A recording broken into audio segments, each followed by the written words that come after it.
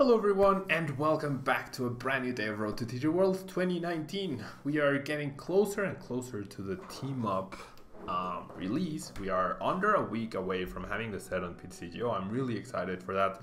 And so we are going to continue reviewing some of the decks that I think are going to make an appearance in the meta very early on.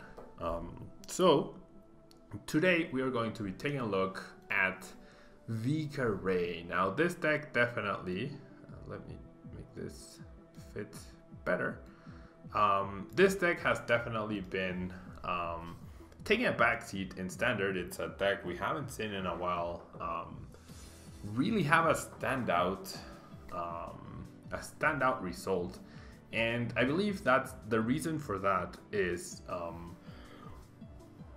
Blacephalon and Ganadel just end up being a much better and straightforward version of this deck. However, this deck does gain a couple of new tool cards which we are going to review in order to become a bit more competitive once again and hopefully put it back on the map. So first off, we have 3 Rayquaza GXs. Its ability Stormy Winds allows you to discard 3 cards from top of your deck, and if you do, you may attach a basic energy from your discard pile onto Rayquaza itself. Now, the good part is that you don't have to find an energy in those 3 cards that you discard in order to attach an energy to Ray.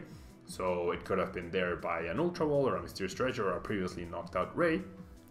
So that's really good. And the ability is optional, so it's not always you're going to use it, especially when you have Vikavolt, but it's a nice to have when, or in case you do end up needing that extra boost to your damage. And then finally, Dragon Break deals 30 damage for each basic grass and lightning energy attached to all of your Pokemon in play. Not just Rayquaza, but all of your Pokemon in play. So you can be dealing a lot of damage very quickly, especially if you set up an early Vikavolt, which will be the goal of the deck.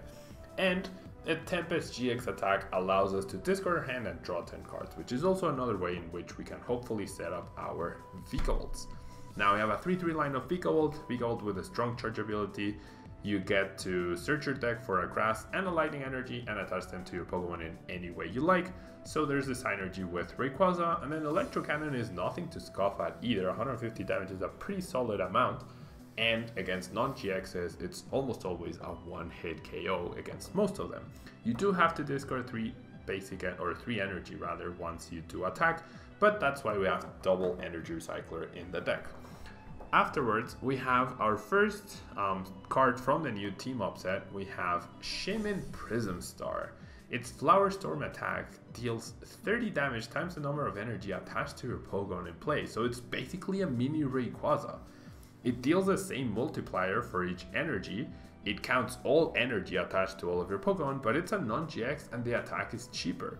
And once Shaman Prism Star goes down, you actually only lose 2 energy from play. So there's a lot of really good things about Shaman Prism Star that really make Rayquaza GX even more powerful than it currently was. And then we also have Tapu Koko Prism Star with its ability Ancestor Stance. Once during your turn, if this Pokemon is on your bench, you may attach 1 lightning energy from your discard pile to 2 of your benched Pokemon, and then you put this Pokemon into a Lost Zone. So Tapu Koko Prism Star, it's really powerful for its ability because it gives Rayquaza just more staying power towards the late game. Immediately once you use the ability, you get a plus 60 for your attack, and potentially get to power up future Rayquazas in order for them to attack. So that's really nice. Now, we also have a Delmice as a secondary non-GX grass type attacker. It's really nice to have against the non-GX decks because the powerful spin attack does 130 damage exactly, which is the magical number to hit against non-GXs right now, other than Alolan Executor, but that hasn't seen a lot of play. And then we have double Tapu Lele and Marshadow for draw support and a little bit of disruption. Now, supporters wise, we have 4 Guzma to make sure that we're targeting down the right threats, triple Cynthia, triple Volkner, and double Lily to help us in setting up our Vikavolts and Grubbins on turn 1. Then we have 4 Rare Candy to make sure we can set up those Vikavolts, 4 Ultra Balls, 3 Nest Ball, and 2 Mysterious Treasures so that we can search for the right Pokemon at the right time, double Energy Recycler to recover all the energy that we might lose by Rayquaza GXs getting knocked out, a single Rescue Stretcher to get back Pokemon, a single Switch so that we can switch around without spending any energy, although a 0R GX could also be an option to add into the deck. And then finally we have triple Lysander Labs. We're not playing any tool cards. We might as well prevent our opponents from abusing, especially the escape board, because that's going to be heavily played with Jirachi, I would imagine. And then finally we have 7 basic grass and 6 basic lightning. We have one more grass because we do have Shaman Prism Star. We do need to have 2 grass energy attached to it in order to be able to pull off the attack properly. And that's why we favor grass just a little bit more.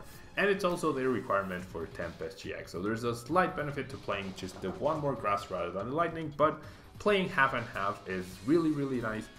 If we find the space for an extra energy, then I would definitely play 7 and 7, because Vikavolt does get 1 of each, right? And you want to maximize your Vikavolt as much as possible. So yeah guys, let me know what you think about Vika Ray. Is it making a comeback? Is it not? We don't know, right? But I'm really expecting Vika Ray to potentially make a decent enough comeback. Yeah, because it's a very cost-effective attacker. It has a really good typing in grass and lightning attackers, and also dragon, which we don't know how popular Guardy will be in this upcoming format, but as long as you're trading evenly against it, you should be fine. And so guys, that will be all from me today. Thank you so much for watching. Don't forget to leave a like on the video, it really helps out the channel, and I will see you guys tomorrow for some more team up action. Thank you and bye.